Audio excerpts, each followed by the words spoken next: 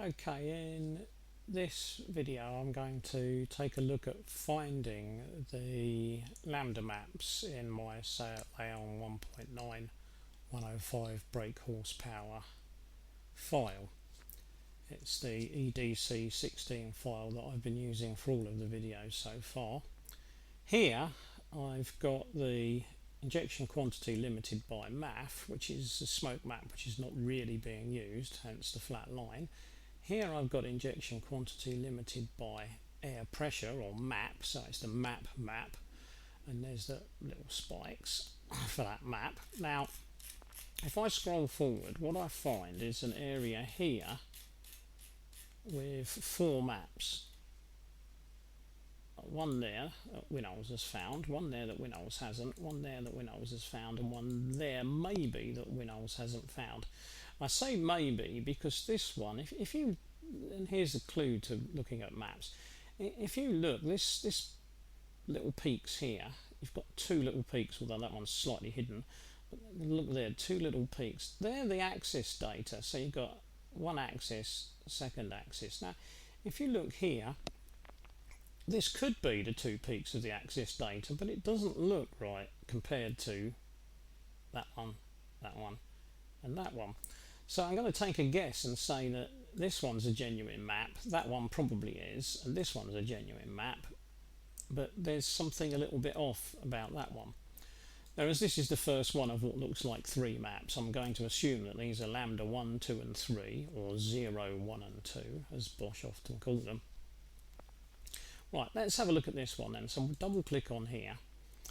There's the map. Now this is almost certainly engine speed, isn't it? So I'll just put in there engine speed and revs per minute. We don't need to make any changes down here, so I'll just say okay. Right, so that's all okay. Right, we'll go and have a look up here. This looks like it's MAF airflow. It's just a factor too big. In other words, it's 10 times too big, because I would expect this to be 850 and 900. So I'm going to assume that that is not MAF, I'll just call it mass air flow. I'll just put in brackets MAF, which is what I often call it. That is probably milligrams per stroke, and I'll just put air next to it to remind myself. And it's probably 0.1 because we want this to read up to 900. Won't worry about a decimal point because I don't think anyone's going to care whether that reads 900 or 900.5. So, and it doesn't anyway, so I'll accept that. Right, now what we've got left is this data. Now it's easy to fool yourself into thinking that this data is relevant. In other words, a figure of 1150 is a meaningful figure because it could be airflow, couldn't it? I mean, a figure of there, 1050, that could be airflow, maybe even air pressure. But if this is a lambda map and you look up lambda on the internet, you'll find that lambda values are generally 1 or very close. Well, we've got numbers here of 1100, so if we just double click in the middle of there, let's make it 1000 times smaller, or 1, gives us 1. Let's give it a few decimal points because otherwise it's just going to look odd. We'll give it 3 decimal points. So what was 1400 is now 1.4. What was 1250 is now 1.25. So that gives me figures fairly close to 1, so that seems acceptable. Right, now this map is based on lambda calculations. In other words, these figures have been pre-prepared and pre-entered by somebody who has already tested this engine on an engine rig and then worked out all the calculations that they expect to get. So the description of the output is simply lambda, and there is a symbol, but I'm not going to worry about putting a symbol in for it. We'll just leave it like that. So we'll say OK to that. So there we go. We've got our first lambda map. Now, obviously, I'm not going to do all 3 of them now, but I'll get them done at some point. But there's our lambda map. Revs per minute, amount of air. If I stretch that out a little bit up to about 900, there's our lambda values. Now I don't want to make a big fuss about what lambda means, but if we just pick this region in the middle, we can see it's about 1, as I said. Now lambda is effectively the air-fuel ratio that you've got, in other words, the current air-fuel ratio, divided by an ideal air-fuel ratio. Now, I don't know exactly which ideal air-fuel ratio the designers use, but there's a fair chance that they use 14.6, but they might have used 14.5. People often do, just because it's convenient. They could have used 14.7. But I tend to use 14.6 myself, so I'm going to assume they use 14.6. So all these figures that are 1 will have been calculated by dividing 14.6 by 14.6, and then the answer, of course, is 1. These figures here that are less than 1 will have been produced by using a value for the current air fuel of less than 14.6. So in other words, they will have used a figure of, say, just about 14, divided it by 14.6, and got an answer of less than 1. So in other words, when you see less than 1, it means that the amount of air was reduced. So correspondingly, the amount of fuel must be increased, even if it hasn't increased, because as a ratio it's gone up. So the amount of fuel as a ratio has gone up. And so therefore it must be a richer mixture. So when you see a lambda figure of less than 1, you've got a rich mixture, or at least a richer mixture than ideal. Here we've got values slightly above or a little bit more above 1.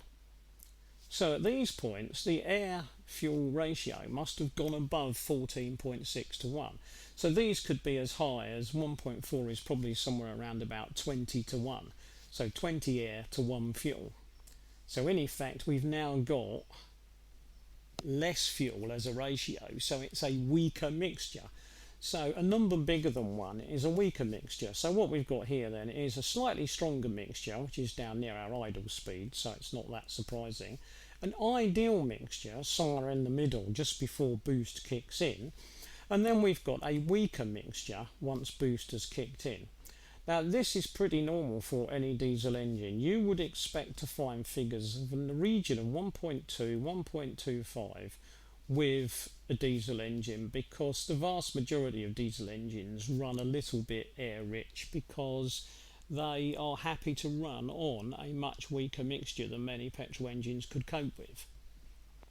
So that's why you expect to see numbers of, say, 1.2 or 1.25. Right, now if I just close that and get that out of the way for a moment then. So that's that one map. Now obviously, so we've got one lambda map there, we've got another one there which we will have to put the access data in for ourselves, and we've got another one there. That one, obviously, if I double click, will open just like this one did. This one I need to put the information in myself. So if I go and look at that one in text view, there it is. There's the axes data, 16 by 13. So if I go and look for the start of the map, 850, 950, we think it stopped at 900, don't we? So if we take that back there to 950, 1, 2, 3, 4, 5, 6, 7, 8, 9, 10, 13. So I've got 13. So that's 13 columns, 2, 3, 4, 5, 6, 7, 8, 9, 10, 11, 12, 13, 14, 15. I've got 16 columns there. For once it's easy to tell that I've got everything right, because there's the axes data and I'm going to hit the next map straight away, so this must be the correct block. So I've selected that, so if I press K, with a bit of luck, and it has, it's found the data that it needs. Look, there it is, it's just gone and found that and put that in. So whereas it hadn't found it originally, it now has. And obviously I could now make the same changes I did on the previous map, but I won't bother at this point. So let's get rid of that. So that's just get rid of the highlight, and I'll go back to it as there. So there's that one, and then of course if I double click on that one now, I'll just get rid of it. But now I've got 1, 2, 3 lambda maps and a possible lambda map here. Now I may come back to this one in another video, because I know from past experience that people do ask me about these odd bits of map that are, you know, looking like the real thing but may not be the real thing. So I may come back to that in a later video. But for now I'll stop here.